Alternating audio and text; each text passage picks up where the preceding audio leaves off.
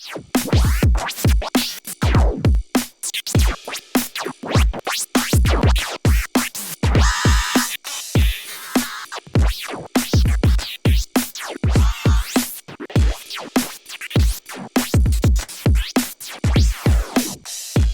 hi, hello, and welcome in or welcome back, where today it's all about the intersection of scratching and computers. So this is where this all started. Take a listen to this.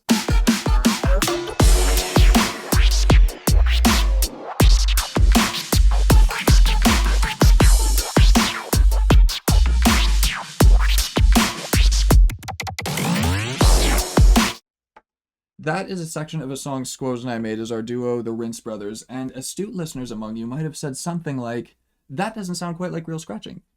And you would be correct. We fabricated that entirely in the box. I am a turntablist and scratching enthusiast, but when we made the song, we didn't have any of that stuff with us, and we just thought, well, let's see what we can get away with what we have available. And I was going to make a video about that, but it quickly got out of hand and turned into something much deeper, much more fun that I'm just finding so ridiculously inspiring, and I'm going to keep pushing on that. By the end of the video, I hope you'll agree this is just absolutely awesome. So we're going to start from the ground up. I'll talk you through the whole thing, where we started, where we got to, and as a special bonus, my Patreon subscribers are also going to get this scratch pack of real scratches I recorded on my turntables that you can use. Let's take a listen to some of these real quick. There's so much in here. We got some rewinds.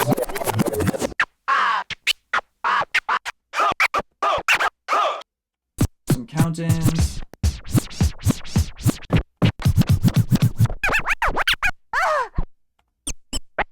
Me, I don't give a. Down here, I really like these guys. Just so much in there. So that'll be for the Patreon members as well as the entire project file. But before we go any further, for anyone watching who's curious about scratching but has never seen it, doesn't maybe know what it is, I thought I'd just start fully ground up. Let's hop over to the decks and take a look at that for a sec.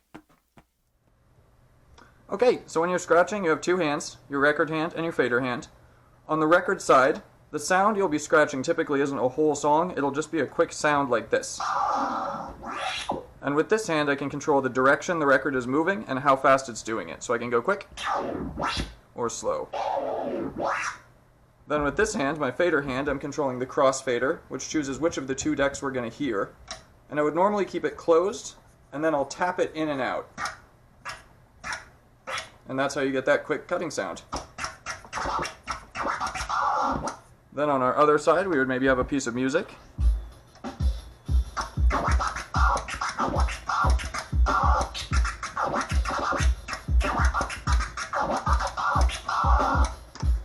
And there you have it. All right, so how would we simulate that on a computer? Well, we're going to need something kind of noisy that we can make sound like it's moving faster or slower, and we're going to be able to need to chop the volume. So I've got just white noise coming out of an operator with a little saturator on it, and this is where we start. Oh, sorry if that was a little loud for you. And then I'm using a bandpass filter to kind of simulate moving the record faster or slower. If you can lend me your imagination and imagine that hand is pulling a little faster and slower on the record there. And then using a tremolo, the kind of auto pan chopper trick, I'm just moving the frequency of that to simulate the fader hand, chopping it in and out. And you can almost imagine a record being moved and chopped like that.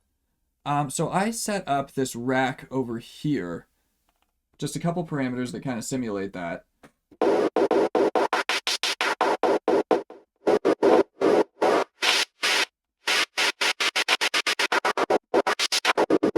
And you can choose whether that's a continuous piece of white noise or a scratch sample that I made. There's a sampler and an operator in here that this toggles between. And you could absolutely automate that into a tune if that's your bag. It's not entirely playable though, and that's what I wanted to see if I could do. I wanted to see if I could make something that responded like a real instrument. And so I was asking myself, how could I go about having the computer simulate moving a sample backward and forward in time while adjusting the pitch of it and maybe doing some other stuff? And oh ho ho, wouldn't you know it, enter Refractalizer. This does that exactly. If I turn this up, I'm using this LFO on the speed here. to simulate my left hand moving that sample forward and backward on the platter of a record. And then I coupled that with the amplitude envelope. So when I press a key, the hand starts moving as well. See, the thing is, we're going to have to see what things can we stack and what things can we have pulling double duty so that we can make this all happen with our same two hands, making it playable.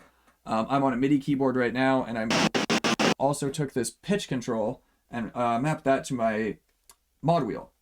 So I can now use my two hands, my right hand tapping a key on the keyboard as if it were a fader, and my left hand moving forward and backward as if it were a record.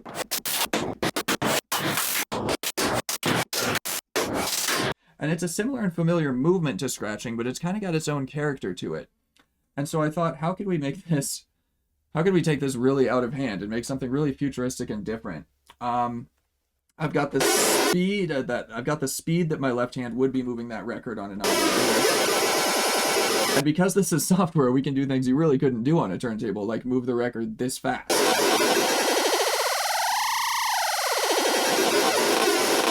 Another really cool thing we can do is Refractalizer can have more than one sample loaded in it. So I grabbed a bunch of different samples off a scratch record, and I have a knob right here that will let us turn up how much we're going to be fading between them with this skewed sample and hold LFO. You can see that we're now moving between the samples, which sounds like this.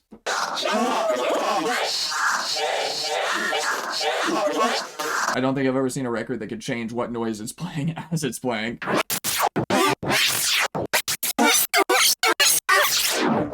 I've also got a knob to key track this, so different keys that I hit will change the pitch of the samples. Let's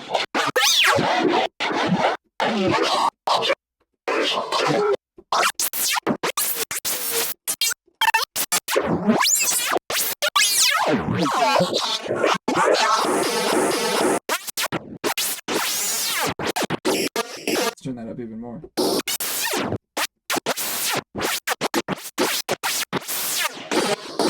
I've got the stereo eyes from Refractalizer mapped to a knob. And that sounds really cool when you move that pitch around.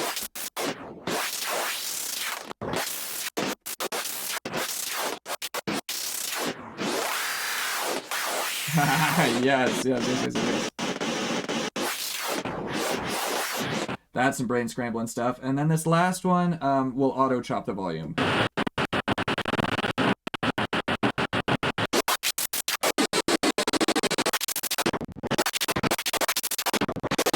Kind of useful, but not quite as fun, I think. So just playing with different combinations of these, you can get some insane noises.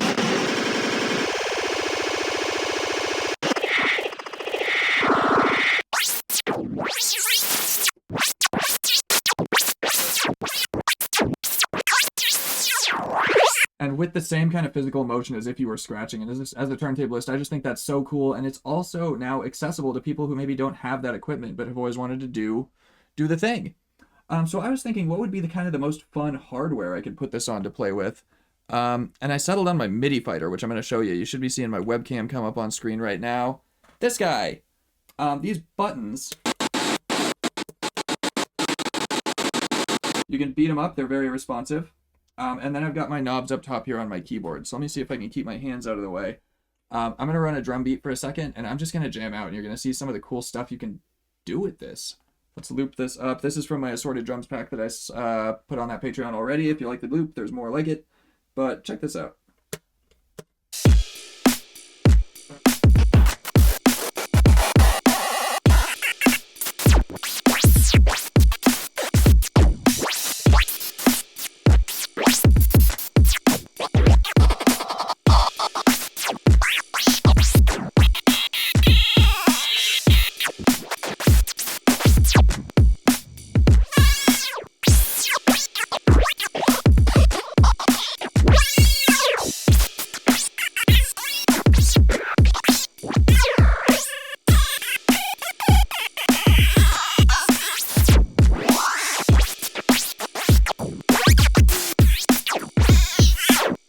How cool is that?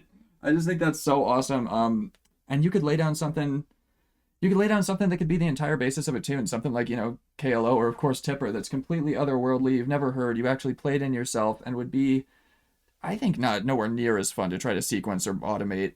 So my ultimate plan going forward, you can kind of see this chart that I've drawn up of my 4 buttons. I'm going to see if I can key track these different buttons to have different amounts of knob combinations come in. So let's say if I move down this, the interpolation amount goes up, or if I come across, the key tracking amount goes up. Maybe this row stereoizes and the rest don't, so that I can kind of play my way around these buttons, getting all these different effects from the knobs, and really be able to play this thing with just 2 hands in 2 places, as if it were a turntable.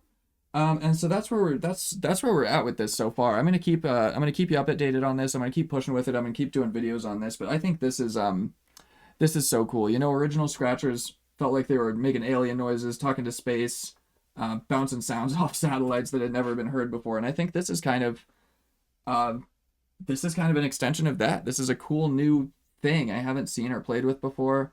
And that just really inspires me as an artist. So I'm going to play around with it just a little bit longer, let you hear some more combinations of noises. And then, yeah, Patreon members get it all, and I hope you guys enjoyed.